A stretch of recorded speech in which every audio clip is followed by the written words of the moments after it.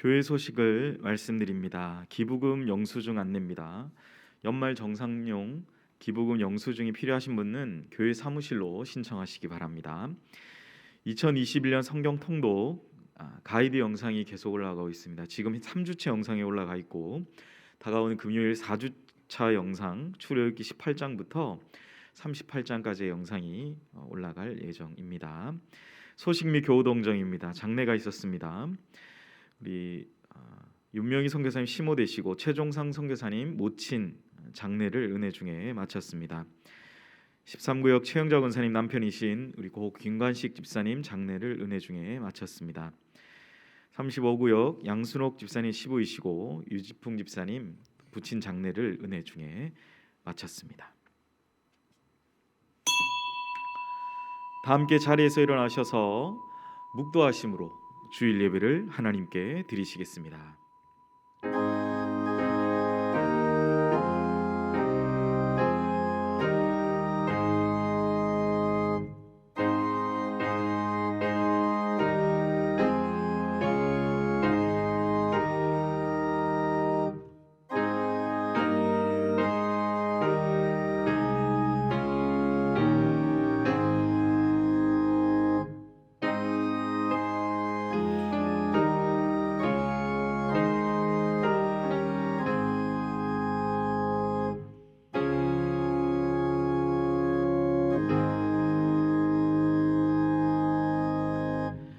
호흡 있는 모든 만물은 주를 찬양하고 기뻐하라. 살아계신 하나님께 영원히 영광을 돌릴지어다.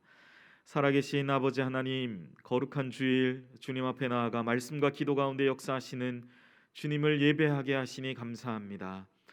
오늘 드리는 예배가 하나님께 영광이 되며 우리 모두에게 주님의 은총을 누리는 시간 되게 하소서. 주님의 백성들 각 사람 또한 각 가정에 주님의 은택을 베풀어 주소서. 풍성한 은혜로 역사하실 주님께 감사드리며 이 모든 말씀 예수님의 이름으로 기원하옵나이다. 아멘. 다 같이 신앙 고백하겠습니다.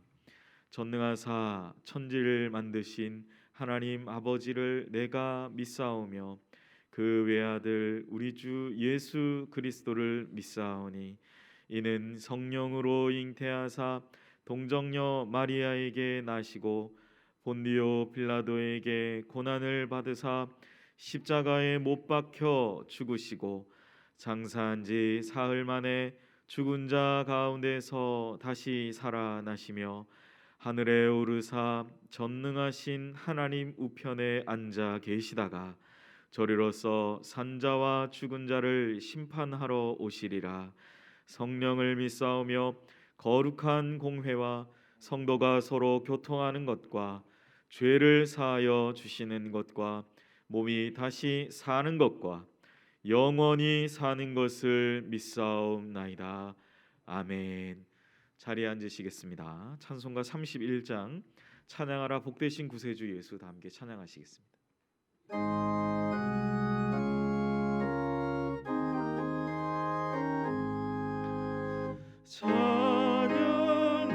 찬양하라 복되신 구세주 예수 백성들아 사랑을 전하세 경배하라 하늘의 천군과 천사 주님 앞에 영광을 돌리세 목자같이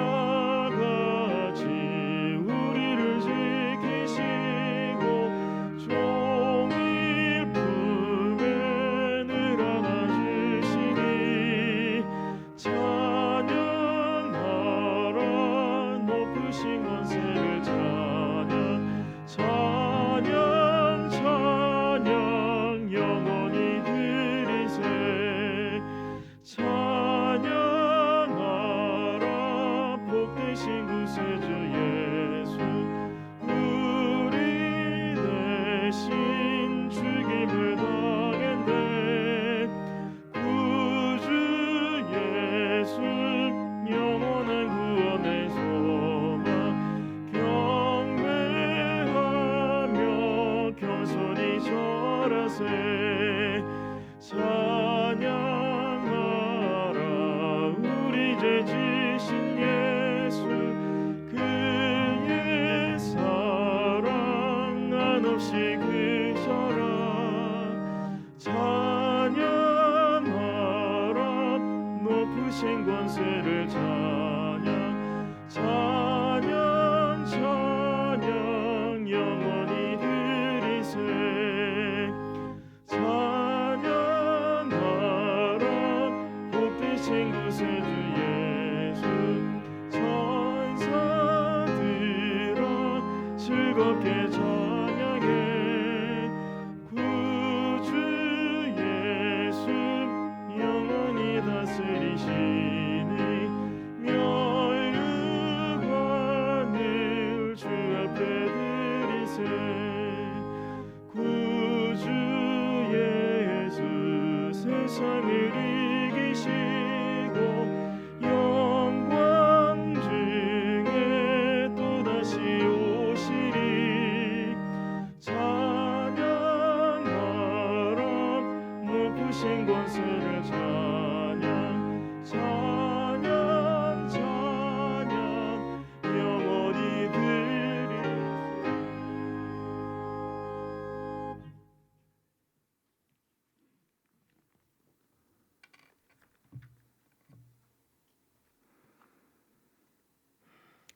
사랑과 은혜가 풍성하신 살아계신 하나님 아버지, 지난 한 해 동안 코로나로 어둡고 힘든 시간 가운데서도 저희들을 지켜주시고 보호하여 주심으로 2021년 새해를 허락하시고 세 번째 주일 예배를 드릴 수 있도록 우리에게 베풀어 주신 아버지의 사랑과 은혜에 감사를 드립니다. 이 시간 각 가정에서 한 마음으로 드리는 저희들의 예배를 기쁘게 받아주시고 우리에게 은혜와 평강을 허락하여 주옵소서. 지난 1년간 아무도 예상하지 못했던 코로나로 온 세계가 몸살을 앓는 시간을 보냈습니다. 오랜 시간 인간이 쌓아올린 문명과 과학은 허망한 것이 되었고 오히려 작은 마스크 한 장과 다른 사람을 위한 배려가 얼마나 소중한 것인지를 우리가 몸소 보고 느끼게 하셨습니다. 이 땅의 백성들이 오직 세상의 유익과 욕망만이 가득한 물질 만능주의와 자신의 쾌락과 소욕을 따라 살아가는 이기주의가 만연하고 눈에 보이지 않는 하나님을 떠나 눈에 보이는 이 세상만이 전부가 되어버린 이 땅 가운데 하나님의 공평과 정의가 다시 살아나게 하옵소서. 이 모든 일들을 통해서 죄로 물든 이 백성들을 다시 하나님의 품으로 돌이키고 회복시키기 위한 하나님의 기다리심이며 오래 참으심이며 우리의 죄 가운데서도 은혜를 베푸시는 하나님의 깊은 사랑임을 깨닫게 하옵소서. 비록 올 한 해에도 여전히 힘들고 어려움으로 이 세상 가운데 소망이 없는 고난의 시간이 지속되겠지만 주님이 우리와 함께 하심을 믿음으로 오직 인자하심이 영원하며 신실하신 언약의 하나님을 끝까지 믿음으로 달려가게 하옵소서. 오직 살아있고 생명력 있는 말씀을 붙잡음으로 주님이 우리의 주인 되심을 고백하며 하루하루 믿음의 경주를 달려나가게 하시옵소서. 일부 교회의 일탈로 기독교가 사회의 본이 되지 못하고 지탄의 대상이 되고 있는 이 현실 앞에 이 땅의 교회와 성도들을 불쌍히 여겨주시고 지켜주시옵소서. 이 땅의 교회와 우리 연희교회가 혼탁한 이 땅의 소망이 되며 위로와 힘이 되게 하시며 세상에 구원의 방주 역할을 감당하는 올 한 해가 되도록 우리에게 은혜를 베풀어 주시옵소서. 오랜 시간 성도의 발길이 끊긴 교회에서 우리가 함께 모여 예배드릴 수 있는 날이 하루빨리 올 수 있도록 은혜를 베풀어 주시고 연희의 가정과 그 자녀들 또 어르신들을 모든 위험으로부터 지켜 보호하여 주시고 특별히 오랜 시간 경제적인 어려움으로 고통을 겪고 있는 주의 백성들 또 육신의 연약함 가운데 있는 환우들 취업의 어려움 가운데 있는 우리 청년들 저들의 눈물과 아픔을 주님 손잡아 주시어 위로하여 주시고 회복의 역사 이루어 주시옵소서. 또한 오랜 시간 방역으로 수고하는 정부와 의료 관계자들, 자원봉사자들의 수고와 땀을 위로하여 주시고 지치지 않도록 힘을 더하여 주시옵소서. 코로나와 굶주림으로 유독 추운 겨울을 보내고 있을 북녘 땅에 있는 우리 동포들, 또 믿음의 형제들, 이 시간들을 잘 이겨낼 수 있도록 은혜를 베풀어 주시고 특별히 미국의 새로운 정부가 들어서는 가운데 북미 관계가 새롭게 잘 시작되게 하시고 남북 문제가 통일을 향하여 잘 진행될 수 있도록 은혜를 베풀어 주시옵소서. 새해에도 아직 담임 목사님 자리가 비어 있습니다. 주여 저희들을 긍휼히 여겨 주시옵소서. 하나님 아버지께서는 우리를 실패의 자리에 버려두지 않으시고 결국에는 이 땅 위에 연유궤를 세우신 당신의 뜻을 하나님 때에 이루실 줄을 믿습니다. 하나님의 마음에 합한 목자를 보내어 주시기를 온 성도들이 한 마음으로 오직 하나님의 도우심을 구하며 기도하오니 우리에게 응답하여 주시옵소서. 2021년도 무너진 연희의 성전 재건을 다시 시작할 수 있는 은혜를 우리에게 부어 주시옵소서. 강단에 세우신 김희선 목사님 영육간의 강건함을 허락하시사 4주간에 걸쳐 하나님이 주신 회복의 말씀을 선포하실 때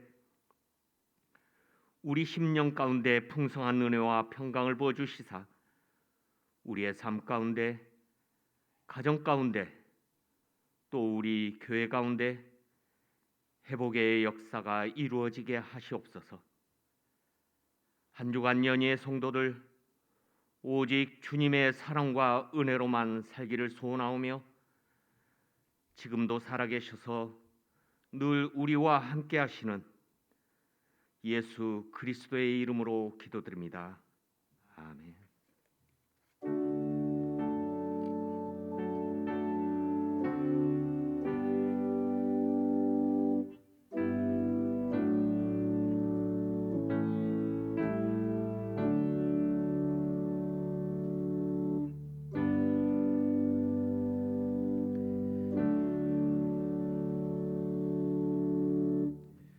오늘 우리에게 주시는 은혜의 말씀입니다. 다 같이 겸허한 마음으로 하나님의 말씀을 받겠습니다.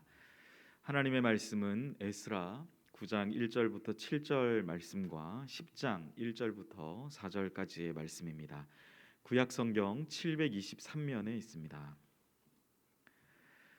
에스라 9장 1절부터 7절 말씀과 10장 1절부터 4절 말씀 제가 봉독하겠습니다.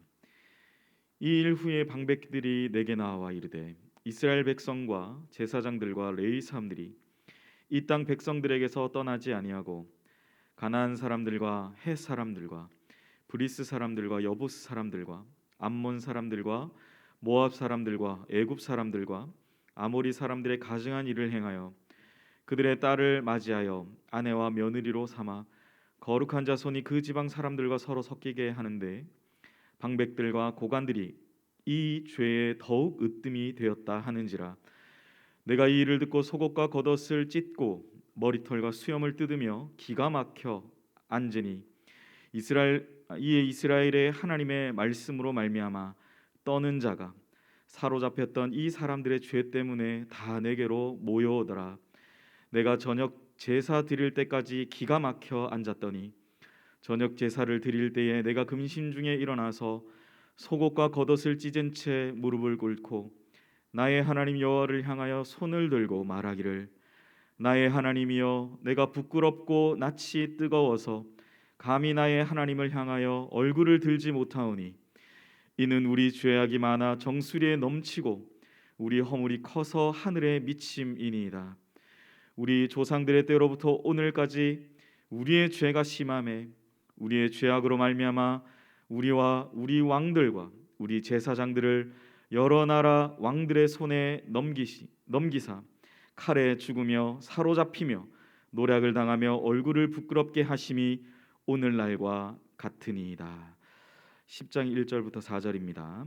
에스라가 하나님의 성전 앞에 엎드려 울며 기도하여 죄를 자복할 때에 많은 백성이 크게 통곡하며 이스라엘 백성 중에서 백성의 남녀와 어린아이의 큰 무리가 그 앞에 모인지라.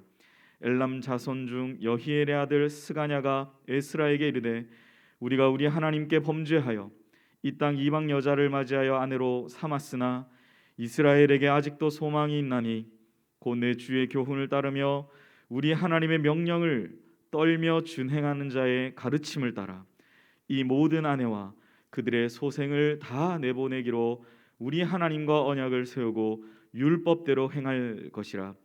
이는 당신이 주장할 일이니 일어나소서 우리가 도우리니 힘써 행하소서 하니라. 아멘. 이 시간 김희성 목사님 나오셔서 드린 예물을 위해서 기도해 주시고 회복의 기준점이라는 제목의 하나님의 말씀 전해 주시겠습니다.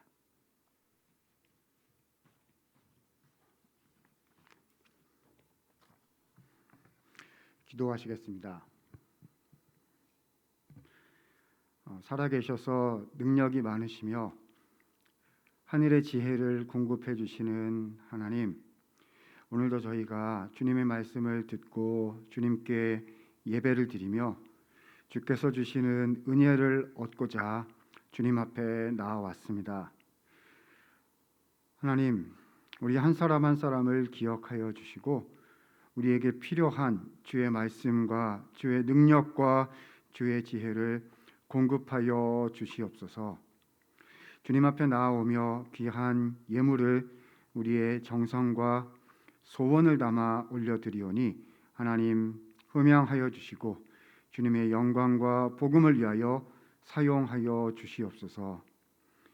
하나님, 오늘도 참으로 주님 앞에 간절히 기도하는 제목마다 응답되게 하옵시고 영육 간에 참으로 부족하고 또 연약하신 성도들을 주께서 치료하시며 강건케 하시는 은혜를 얻게 하여 주옵소서.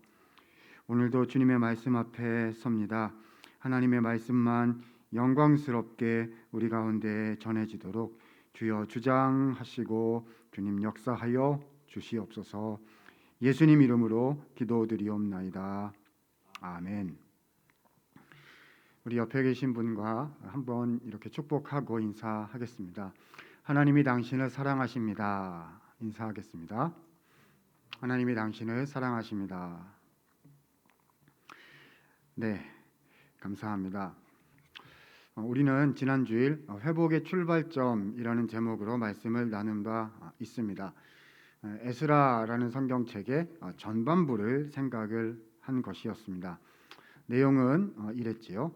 회복의 출발점이란 마음을 새롭게 하는 것입니다. 그러니까 새 마음을 품는 것입니다. 라고 했습니다.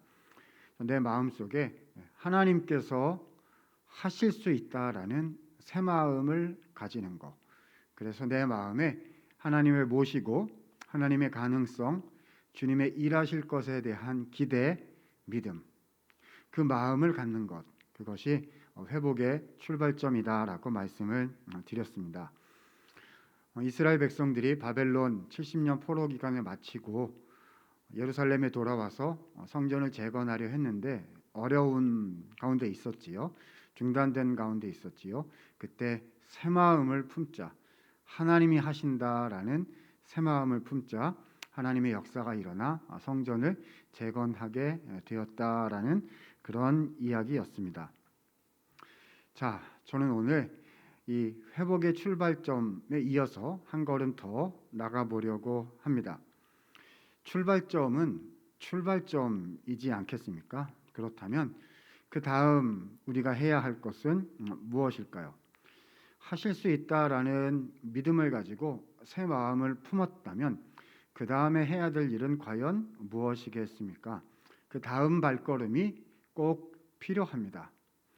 우리 에스라라는 성경책을 쭉 계속 읽어보면 성전 건축 지난주에 생각한 그 이야기에 이어서 그 다음 하나님이 하신 일들이 계속 따라 나오게 되거든요. 그래서 오늘 그리고 앞으로 두 번 더 이렇게 해서 에스라 느헤미야의 이야기를 차근차근 생각하면서 그들에게 행하셨던 하나님의 회복의 역사가 우리에게, 우리의 가정과 우리의 교회와 우리가 속한 그런 공동체 가운데 하나님께서 그 회복의 은혜를 주시기를 또 간구하고 소망하고자 하는 것입니다.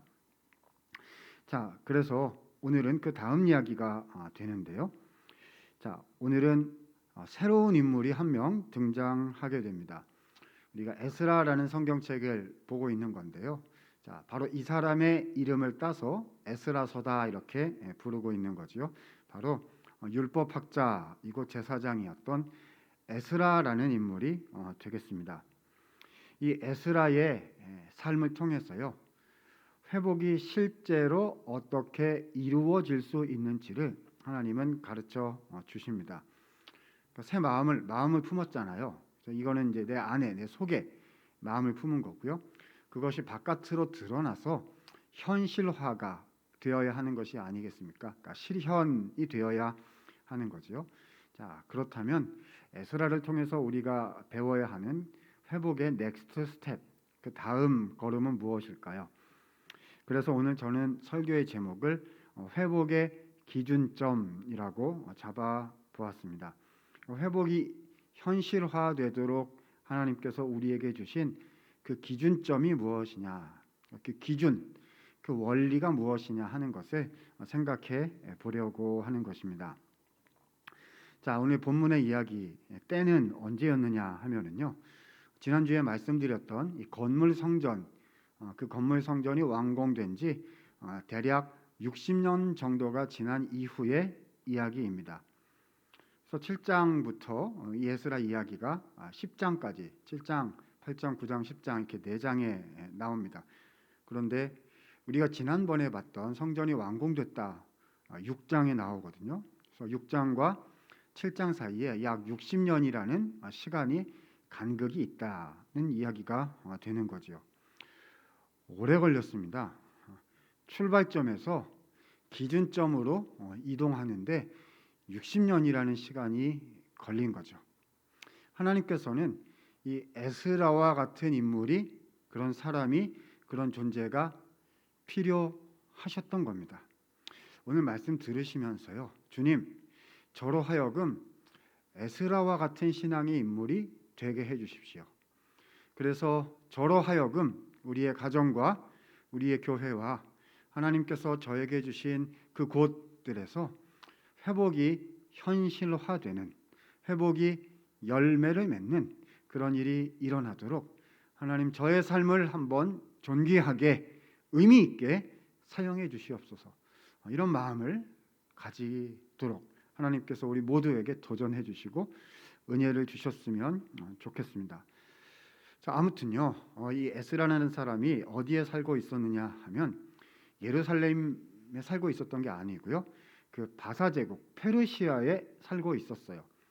그러니까 이 에스라의 가족 그리고 그의 부모들은 그때 60년 전, 80년 전 때 얘기하는 거죠. 지난번에 얘기했던 성전 건축을 위해서 예루살렘으로 돌아왔던 사람들의 속하지를 않았던 거죠. 안 돌아가고 그 페르시아 땅에 그대로 남아 있었던 겁니다. 그런데 다 알 수는 없지만 이 에스라에게 하나님이 크신 은혜를 주셔서 말씀의 사람이 되어 주님 말씀에 붙잡힌 그런 인물로 성장하게 해 주셨습니다. 특별히 이 에스라의 가문은요, 대제사장 아론의 가문이었습니다. 그래서 그는 아론의 16대 손이었다라고 또 알려지고 있지요. 자, 7장 6절 말씀, 에스라 7장 6절에 보면 이 에스라가 가졌던 마음가짐을 알 수가 있습니다. 자, 7장 6절 다 함께 한번 읽어 보았으면 합니다. 힘있게 주여 우리에게도 이 소망을 주시옵소서. 이런 마음으로 같이 읽으면 좋겠습니다. 시작. 이 에스라가 바벨론에서 올라왔으니 이스라엘의 하나님 여호와께서 주신 모세의 율법에 익숙한 학자로서 그의 하나님 여호와의 도우심을 입음으로 왕에게 구하는 것은 다 받는 자이더니. 그렇습니다. 에스라는 하나님의 말씀에 능숙한 사람이었습니다. 그래서요, 주님이 도우셔서 그 나라에서 굉장히 귀한 위치에 또 올라갔던, 그러니까 많은 것을 누리고 있었던 사람이었습니다. 그런데요, 여러분 보셔요. 이 에스라는 자기가 하나님의 말씀을 받은 것으로 끝내지 않았습니다. 하나님께서 그를 존귀한 자리에 오르게 하셔서 왕에게서, 나라에게서 많은 것을 받고 누리는 지위에 오르게 하시는 것으로 거기서 만족하지를 않았다는 거예요. 오히려 그는요, 받은 그 말씀을 나누는, 베푸는 통로로서의 삶을 살아가기를 열망했습니다. 자, 7장 10절에 보면 이렇게 에스라의 삶을, 그의 마음을 소개하고 있습니다. 에스라가 여호와의 율법을 연구하고 준행하고, 자, 그 다음에요, 율례와 규례를 이스라엘에게 가르치기로 결심하였더라. 그러니까 자기가 배우고 깨닫고 하는 데서 멈추고, 자기가 실행하고 자기 혼자 실천하고 하는 데서 멈추는 게 아니고요, 받은 그 말씀을 이렇게 베풀고 나누기로 결심을 했다는 것입니다.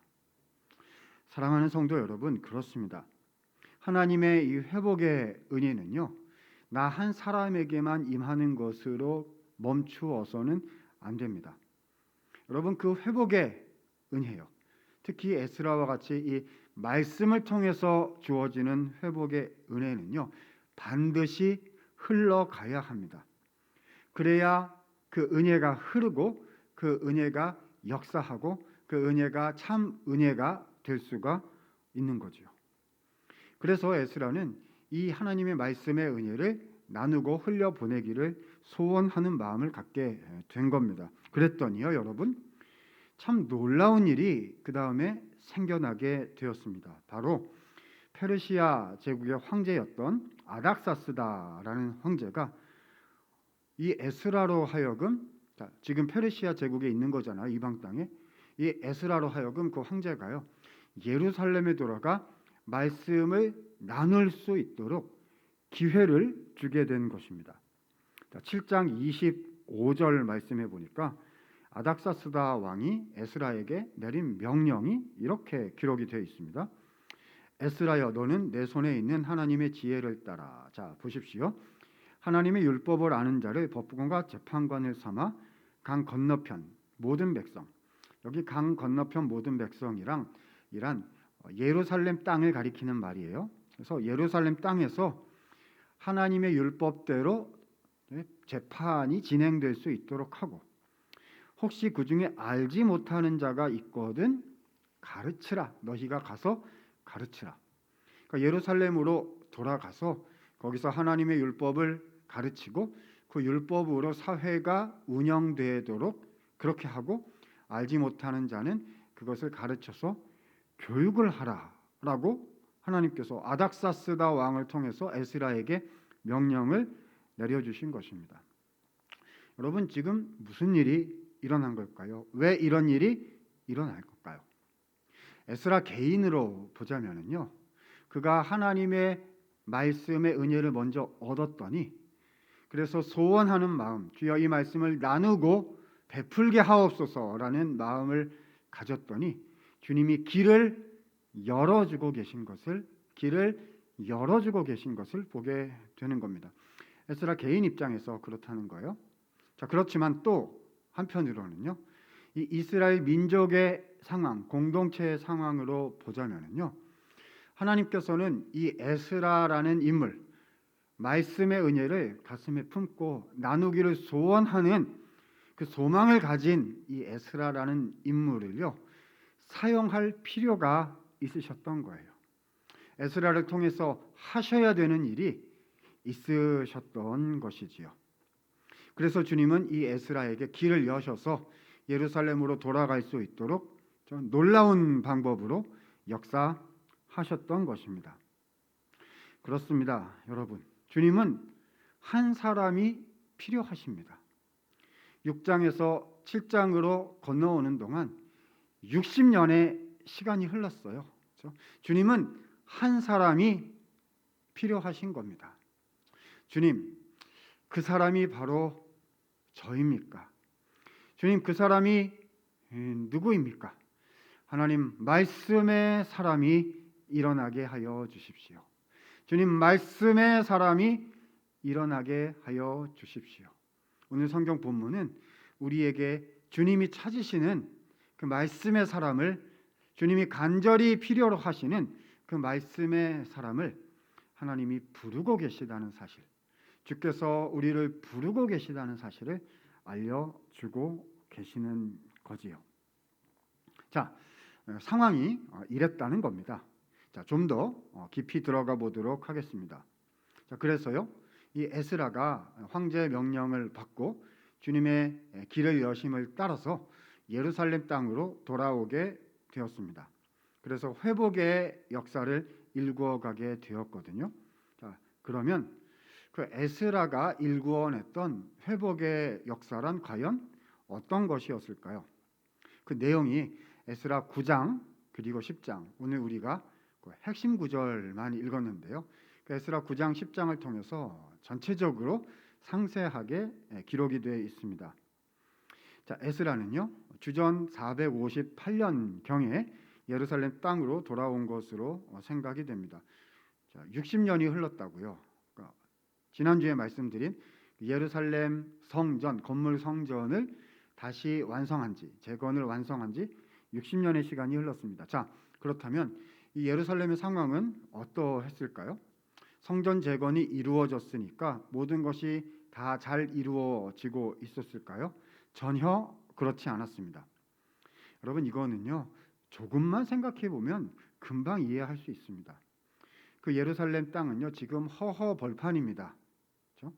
주전 586년, 그러니까 백수십 년 전에 바벨론이 침공해서요, 그냥 다 무너뜨렸거든요. 성벽도 무너지고 집들도 불타고 예루살렘 성전도 불타고 아무것도 없습니다. 그런데 거기 지금 60년 전에 뭘 세웠어요? 건물 성전 하나 세웠습니다. 물론 성전을 세운 거니까 귀한 일이죠. 그런데 생각해 보셔요. 여러분, 그 성전이 제대로 운영이 되려면요, 성전 하나만 있어서는 안 되고 예루살렘 성읍과 사회 경제 시스템이 복구가 되었어야 했습니다. 이거를 나중에 우리가 다음번에 살펴볼 예루살렘 성벽 재건이라고 부르게 되는 건데요. 여러분, 이렇게 말씀드리면 아마 금방 이해하실 수 있을 것 같아요. 예를 들어, 이건 상상입니다. 예를 들어서요, 나라에서 어디에다가 신도시를 하나 만들겠다 이렇게 했어요. 그리고 보니까 종교부지가 하나 나온 거예요. 그래서 어떤 교회가 거기다가 건물 성전을 딱 지었단 말입니다.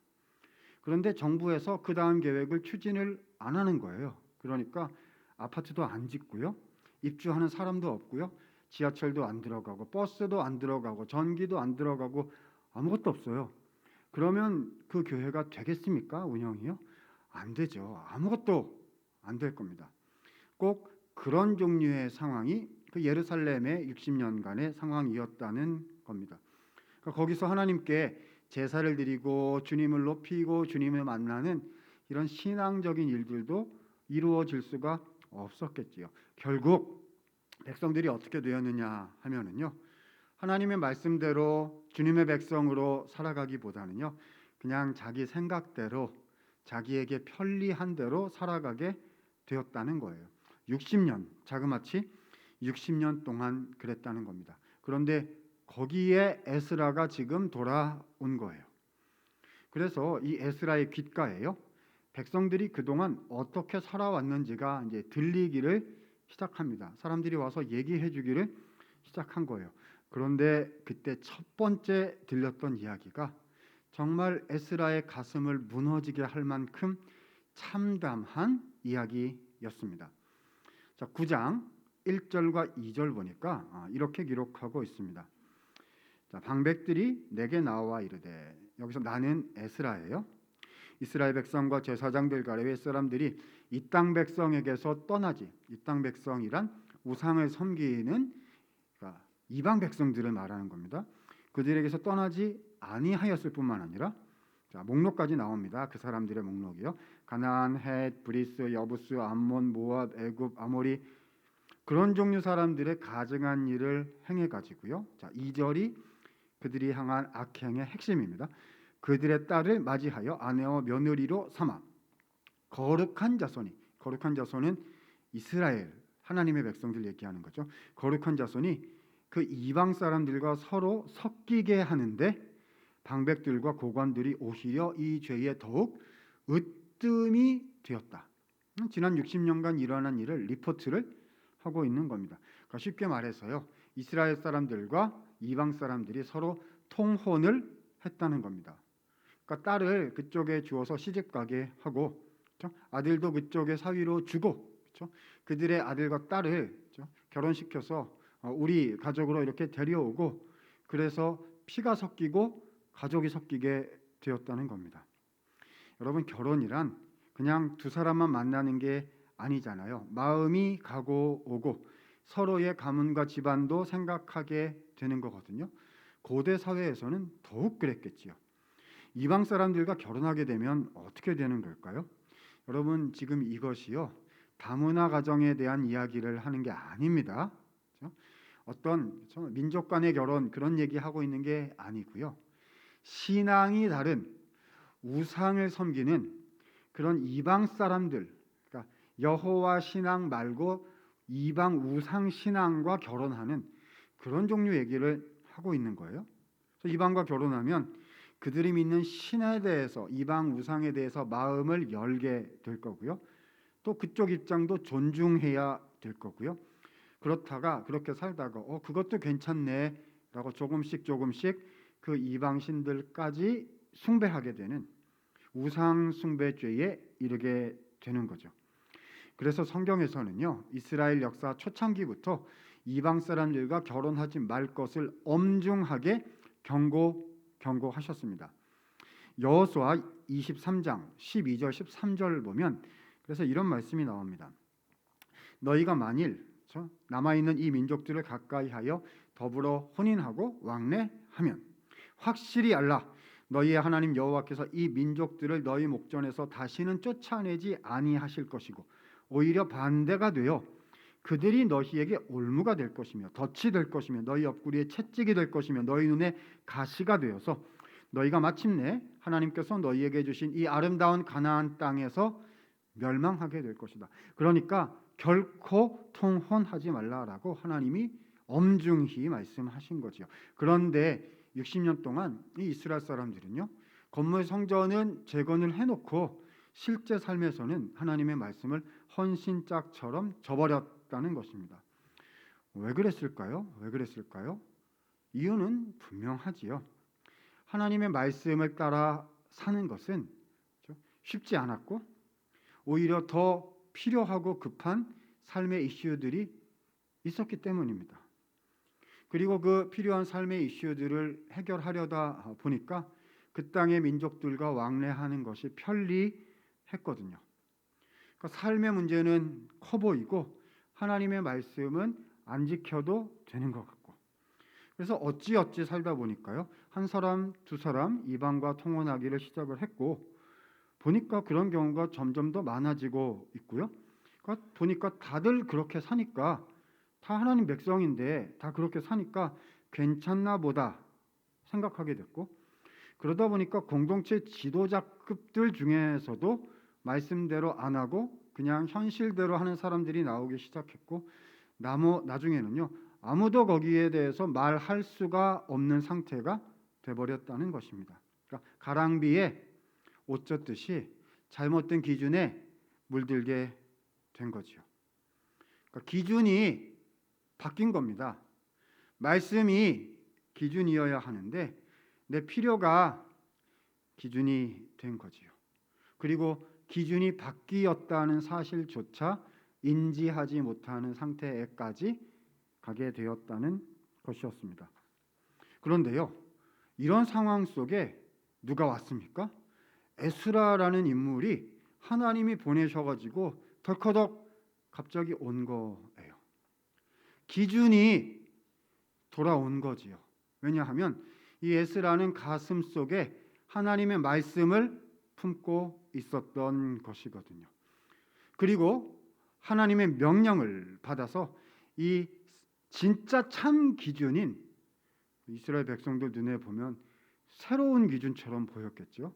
그 기준을 하나님 명령을 따라서 이스라엘에게 가르치고 실행하도록, 그렇죠? 도전하고 요청할 사람으로 에스라가 돌아왔다는 것입니다.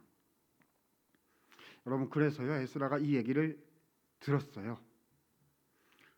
여러분이 만약에 에스라 입장이라면 어떻게 하셨을 것 같습니까? 논쟁이요. 그렇죠? 왜 잘못했는지 하나하나 따지고, 그렇죠? 코치코치 야단치고, 이거부터 하시겠습니까? 포기요.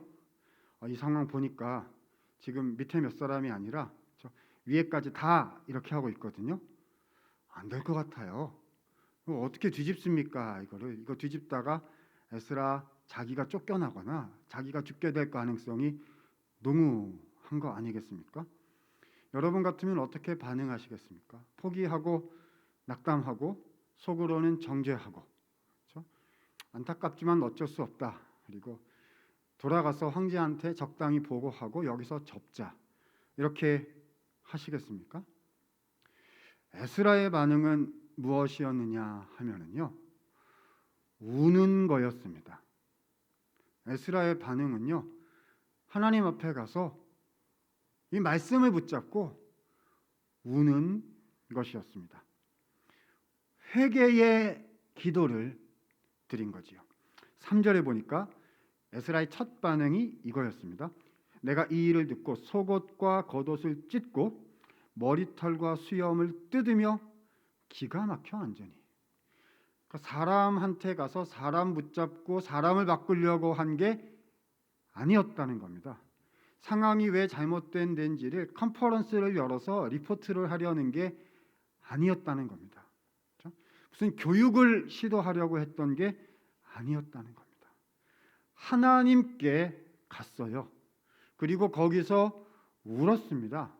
거기서 마치 자기가 잘못한 것처럼 자복하고 기도했다는 거지요. 7절부터 이 에스라가 어떤 반응을 보였는지, 에스라가 선택한 말씀의 사람으로서의 해결책이 무엇이었는지가 나옵니다. 7절 보니까요, 회개합니다. 하나님, 조상 때부터 우리가 죄를 지었습니다. 그래서 우리가 바벨론에 잡혀가서 거기서 심히 부끄러운 상황으로 지금까지 오게 된 것입니다. 그 옛날부터 지금까지를 이야기를 하는 겁니다. 하나님 말씀을 기준으로 삼지 않았기 때문에, 우리 조상들이 그렇게 했기 때문에, 그래서 주님이 우리가 바벨론의 포로로 잡혀가도록 하신 그거 아니었습니까? 그런데 지금 주님께서 우리에게 조금 기회를 주셔서 예루살렘으로 돌아오게 하시고 성전도 재건할 수 있도록 출발을 할 수 있도록 해주셨습니다. 그러면 우리가 한 걸음 더 나가서 제대로 더 해야 되는데 주님 그렇게 하지를 못하였습니다. 주님 어찌합니까? 기도한 거죠. 자, 10절 보세요. 우리 하나님께서 우리에게 출발점의 기회를 주신 후에라도 더 잘했어야 되는데 출발점의 기회를 주셨는데도 이제 또 우리가 주님의 말씀을 저버렸으니 무슨 말을 할 수가 있겠습니까? 지금 가슴을 치고 있는 거지요. 15절 보시죠. 주님, 도리어 이 상황에서 우리가 주께 또 범죄하였사오니 이로 말미암아 주 앞에 한 사람도 감히 서지 못하겠나이다. 여러분, 저는 이 장면을 보면요, 참 이런 마음이 들어요. 여러분, 이 기도를 누가 해야 맞는 거죠? 통혼한 그 사람들이요. 그렇죠? 잘못한 그 사람들이 자기들이 회개하고 자기들이 주님 앞에 돌이켜야 되는 거예요. 근데 그 사람들은 그렇게 할 생각이 없습니다. 그렇죠? 그렇게 회개할 거면 벌써 회개를 했겠지요. 그들은 잘못된 기준을 가지고 자기의 기준이 하나님의 기준에서 떠나 있다는 사실조차 지금 잘 모르고 있어요. 그런데 올바른 기준인 에스라가 온 겁니다. 근데 이 올바른 기준이요, 이 에스라가 잘못한 공동체 전체를 위해서 오히려 대신 주님 앞에 아파하며 회개하고 울고 있었다는 것입니다. 여러분, 이것이 말씀을 가슴에 품은 사람의 가는 길인 거지요. 주님, 제가 말씀을 주셨어요. 주님, 제가 하나님의 말씀을 가졌습니다. 하나님, 이 말씀을 가지고 공동체를 위하여 저는 우는 사람이 되겠습니다. 기도하는 사람이 되겠습니다. 그때 주님께서 이 에스라를 사용하시기를 시작하셨던 것입니다. 여러분, 이게요, 옆에서 보자면 이런 거였을 거예요. 이 백성들이 에스라를 보니까요, 처음에 이해가 안 되는 사람이 온 거예요. 그렇죠? 새로운 기준이 온 거거든요. 그런데 이 사람이 와서 자기들을 야단치거나 정죄하거나 하기에 앞서서요, 울며 주님 앞에 나아가 말씀을 붙잡고 기도하고 있는 것을 보게 된 겁니다. 그러니까 이들에게, 이 공동체, 이 백성들에게요, 에스라의 회개, 자복, 통회, 기도하는 모습이 그들에게 충격과 놀라움의 모습으로, 도전으로 다가가게 되었던 거예요. 아, 저게 진짜 기준이구나, 저게 회복의 길이구나 라는 것을 모두가 에스라의 기도를 통해서, 그의 우는 회복의 기도를 통해서 모두가 깨닫게 되었던 거지요. 자, 그래서요, 놀라운 일이 일어납니다. 에스라의 기도가요, 백성들에게로 번져가기 시작했습니다. 에스라 한 사람의 기도가 백성들의 기도로 이렇게 번져가기 시작했다는 거예요. 10장 1절입니다. 에스라가 하나님의 성전 앞에 엎드려 울며 기도하여 죄를 자복할 때에, 보십시오, 많은 백성이 크게 통곡하며 이스라엘 중에서 백성의 남녀와 어린아이의 큰 무리가 그 앞에 모이게 되었다는 것입니다. 뿐만 아닙니다. 이 백성들이 저것이 하나님의 말씀이, 에스라의 모습이 진짜 기준이구나, 우리가 저 길로 가야 하는구나라는 그 깨달음을 얻게 되면서 백성들도 하나님의 말씀을 가슴에 이렇게 품게 되는 역사가 일어나게 됐다는 거죠. 2절, 3절, 10장 2절, 3절 보니까 백성들이 그 다음에 그래서 어떻게 반응하게 되었는지 그들의 변화된 모습이 기록이 되어 있습니다. 2절 보시면요, 자, 스가냐라는 인물이 에스라에게 와서 이야기를 했습니다. 우리가 하나님께 범죄하여 이 땅 이방 여자를 맞이하여 아내로 삼은 것이 사실입니다. 그러나 이스라엘에게 아직도 소망이 있습니다. 여러분, 이 소망은 뭘까요? 그럴 수도 있지 않겠습니까? 잘못할 수도 있죠. 이런 말이 아닙니다. 여기서 말하는 소망은 에스라의 모범을 따라서 우리도 말씀의 길로 가겠습니다. 그 말씀이 우리의 소망입니다. 이런 변화의 고백입니다. 어떻게 할 수 있느냐? 3절 보십시오. 곧 내 주의 교훈을 따르며 우리 하나님의 명령을 떨며 준행하는 자의 가르침을 우리가 따라가겠습니다. 자, 여기서요, 내 주의 교훈을, 말이 좀 길어요. 내 주의 교훈을 따르며 우리 하나님의 명령을 떨며 준행하는 자가 누구죠? 에스라요. 에스라 당신을 보니 하나님의 말씀대로 살아가려고 하는군요. 그러므로 우리가 당신의 가르침을 따르겠습니다. 이렇게 얘기한 거죠. 한 사람이 말씀을 품으니까 그 말씀이 흘러간 거예요. 그 말씀이 확장되어 공동체도 그 말씀을 가슴에 품게 되는 일이 일어나는 거죠. 그러므로 이 모든 아내와 소생들을 다 내보내기로 우리가 하나님께 언약을 세우고 이 말씀대로 우리가 실천하겠습니다. 라고 주님 앞에 약조하게 되는 것입니다. 그래서요, 그들이 한 번에 이방 아내와 또 자녀들, 그들도 사람인데 갑자기 쫓아낼 수 없지 않겠습니까? 의논도 하고 살 수 있도록 준비도 하고 이렇게 해서 그래서 일을 진행해야 하는 거 아니겠습니까? 자, 그래서 논의하고 준비하고 하는 이야기들이 10장에 쭉 나타나는데요. 자, 10장 11절, 12절에 보면 백성들이 이렇게 주님 앞에 실제로 돌이키게 된 장면 우리가 보게 됩니다. 자, 11절, 12절 우리 다 함께 읽어보았으면 합니다. 읽겠습니다. 시작. 이제 너희 조상들의 하나님 앞에서 죄를 자복하고 그의 뜻대로 행하여 그 지방 사람들과 이방 여인을 끊어버리라 하니 12절입니다. 모든 회중이 큰 소리로 대답하여 이르되 당신의 말씀대로 우리가 마땅히 행할 것이니이다. 당신의 말씀대로 하나님의 말씀대로 우리가 행하겠습니다.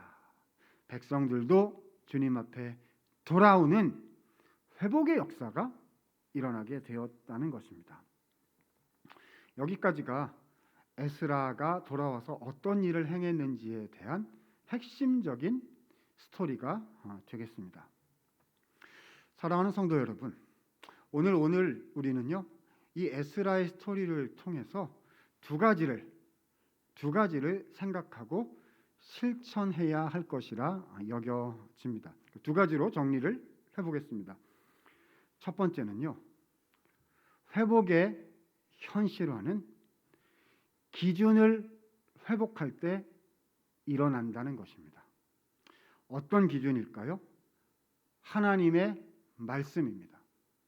하나님의 말씀을 나의 삶의 기준으로 다시 삼을 때 그 말씀이 우리에게 회복을 가져다 준다는 거지요. 내 삶에 필요한 것, 나의 형편, 나의 입장, 그것이 기준이 되기가 너무 쉬운데요. 그런데 거기서 돌이켜서 말씀을 기준으로 삼을 때 그 말씀이 우리에게 회복을 일으키신다는 것입니다. 여러분 생각해 보셨으면 좋겠습니다.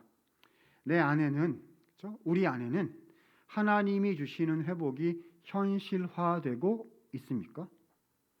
기대하는 마음 있지요. 소원하는 마음 있지요. 지난주 말씀드린 것처럼 하나님이 하실 수 있습니다 라고 선포하면은요 대부분 분들이 아멘 이렇게 하세요. 얼마나 좋습니까? 물론 새 마음을 품는 것조차 힘드신 분도 계실 수 있어요. 이것도 주님께서 은혜를 주셔야 새 마음과 기대와 소망을 품을 수가 있지요. 하지만요 소망 품는 거 그래도 할 수는 있습니다. 아멘 할 수 있거든요. 그런데요 여러분, 우리의 삶에 그 이후의 현실화 과정이 실제로 일어나고 있습니까? 혹시요 회복해 하신다 아멘, 소망을 품읍시다 아멘, 새 마음을 주십니다 아멘 하실 수 있는데 그 다음 내가 무엇을 해야 하는가에는 관심이 없으신 것은 아니신지요? 그 다음에 해야 하는 진짜 일이 있다는 겁니다. 기준을 다시 세우는 것입니다. 그리고 그 기준은 하나님의 말씀입니다.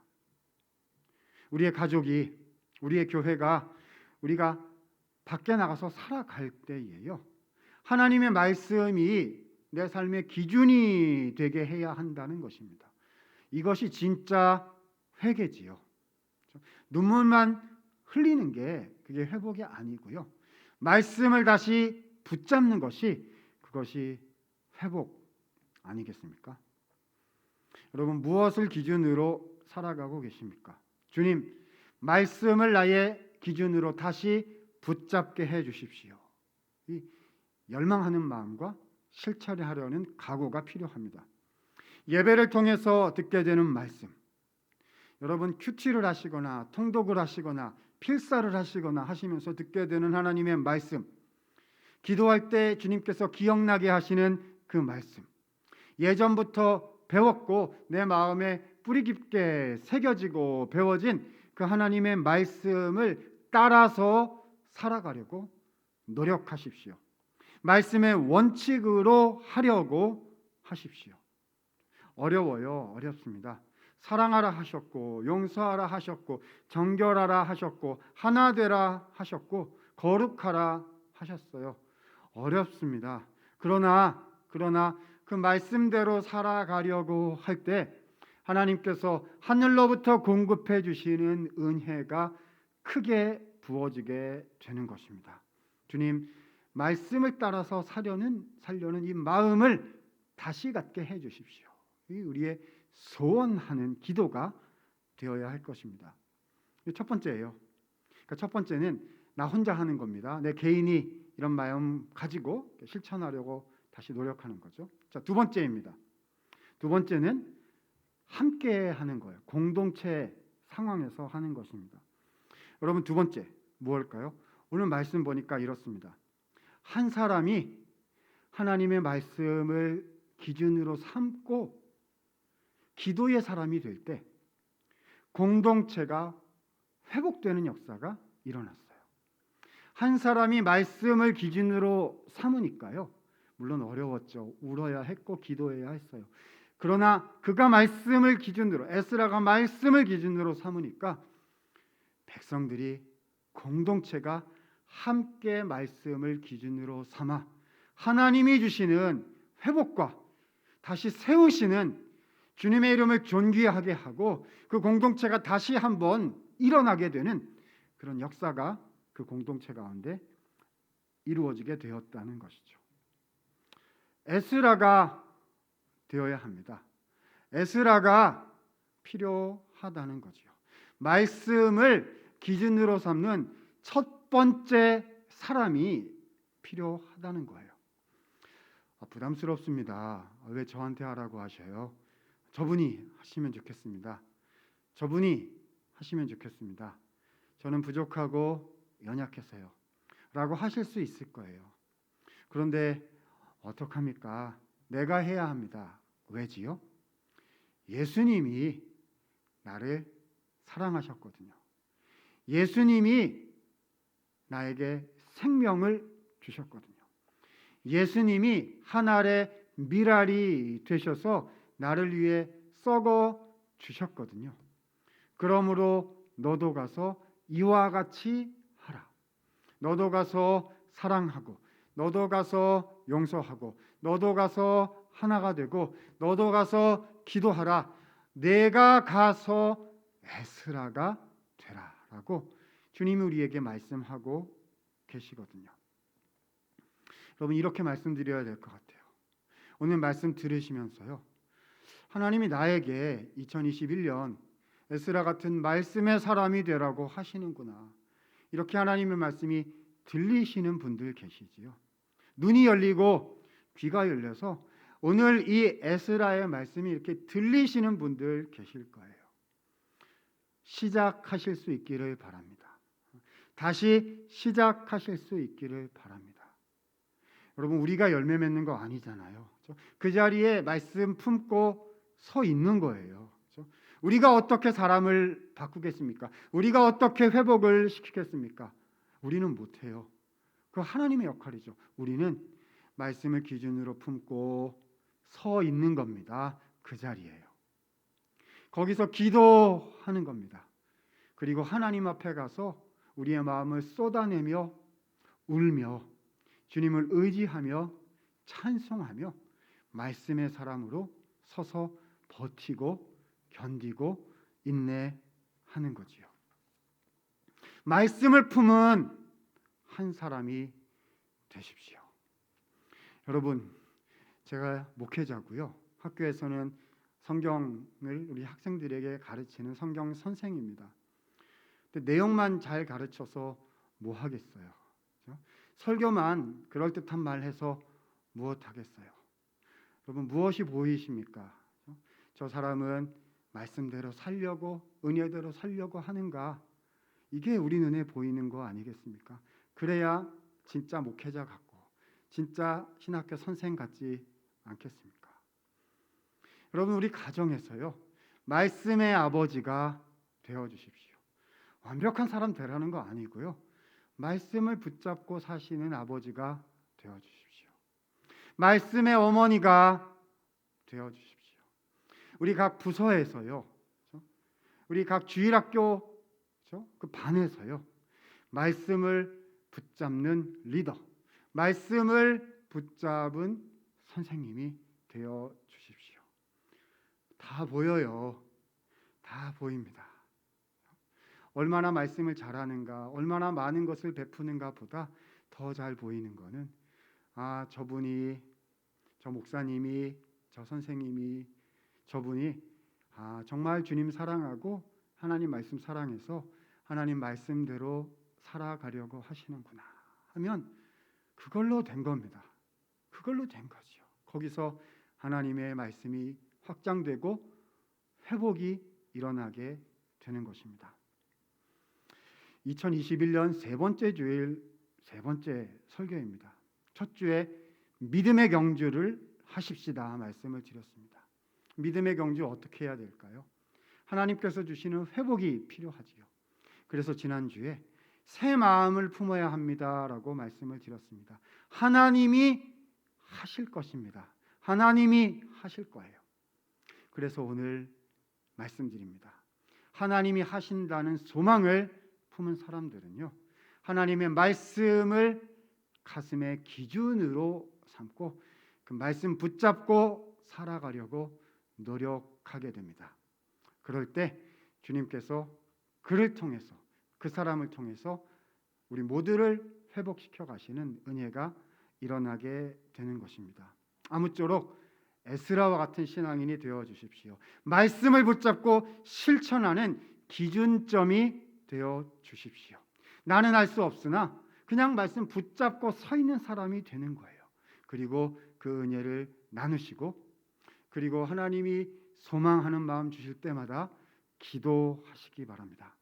그러할 때 우리를 통해서 2021년 미처 다 알지 못했던, 미처 다 기대하고 예상하지 못했던 하나님의 회복의 역사가 우리 가운데 일어나게 될 줄로 믿습니다. 이런 은혜가 우리 모든 성도님들의 삶의 구석구석과 가정과 또 우리의 교회에 풍성하게 임하시게 되기를 우리 예수님의 이름으로 간절히 축원을 드립니다. 아멘. 여러분 자리에서 일어나 주시겠어요? 우리 430장 말씀의 길 주님과 동행하겠습니다. 마음으로 430장 함께 찬양하겠습니다.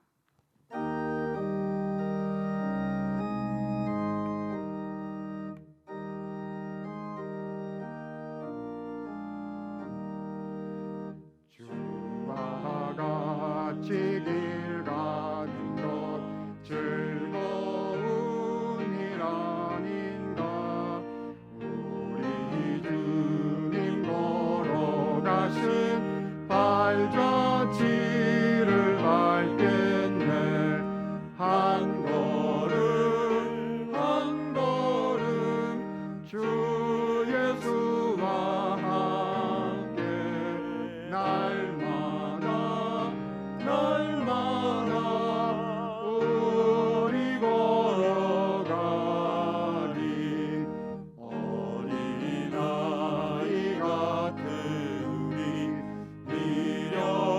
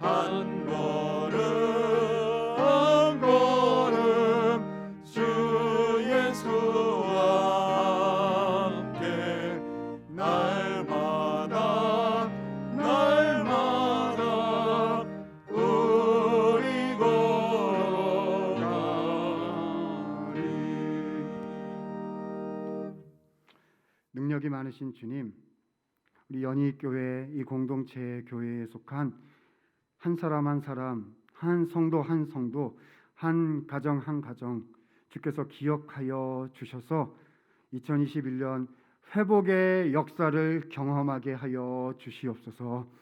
하나님, 우리 안에 주님의 소망이 부어지게 하시고, 특별히 오늘 말씀을 따라서 하나님의 말씀을 우리의 삶의 기준으로 다시 한번 붙잡고 이 말씀의 능력으로 살아내는 우리 모두가 되게 하여 주시기를 원합니다.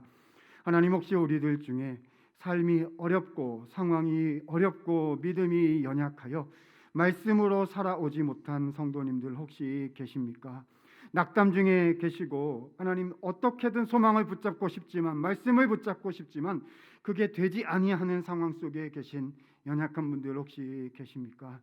하나님, 말씀의 영이신 우리 성령 하나님 역사를 우리 가운데 부어 주셔서 오늘 말씀을 듣고 기도하는 가운데에 하나님 주님의 말씀의 사람으로, 은혜의 사람으로 한 걸음이라도 다시 내려보기를 원합니다. 이 소원하는 마음이 우리 각자에게 부어지게 하여 주시기를 원합니다. 하나님, 말씀의 역사는 성령의 역사요 하나님께서 하시는 일인 줄로 알고 주 앞에 간구하오니 예배를 드리는 우리 모든 성도들의 마음속에 주님의 은혜가 부어져서 하나님 주님의 말씀이 기억나는 인생 되게 하여 주시옵소서. 예배를 드릴 때 들은 말씀이 생각나게 하시고 예전에 배웠던 말씀이 생각나게 하시고 하나님 우리의 입술에서 하나님의 말씀의 찬양이 흘러나오게 하시고 하나님 어려울 때에 우리의 입술에서 기도가 새어나오게 하여 주시어서 하나님 우리 가운데 하나님께서 한 걸음 한 걸음 행하시는 그 회복을 하나님 경험하며 바라보며 소망하며 살아가는 새 시간 2021년 되도록 주님 역사하여 주시옵소서. 하나님, 그동안 말씀의 사람으로 살아내려고 하나님 수고하며 희생하며 헌신하신 분들 하나님 우리 성도님들 중에 계실 것입니다. 하나님 위로하여 주시옵소서. 하나님 격려하여 주시옵소서. 인내하는 신앙을 허락하여 주시어서 주님의 말씀의 사람으로 끝까지 믿음의 경주를 완주할 수 있도록 주여 믿음과 지혜와 하나님의 능력을 공급하여 주시옵소서. 이번 한 주 말씀의 사람으로 살아가도록 주님 역사하시고 삶의 자리자리에서 주님 친히 함께 하시며 도와주시옵소서. 이제는 구주 예수 그리스도의 은혜와 하나님 아버지의 사랑과 성령의 교통하심이 말씀의 사람이 되어 회복의 기준점으로 쓰임 받기를 소원하며 다짐하는 주의 모든 백성들 머리머리 위에 이제로부터 영원토록 함께 계실지어다. 아멘.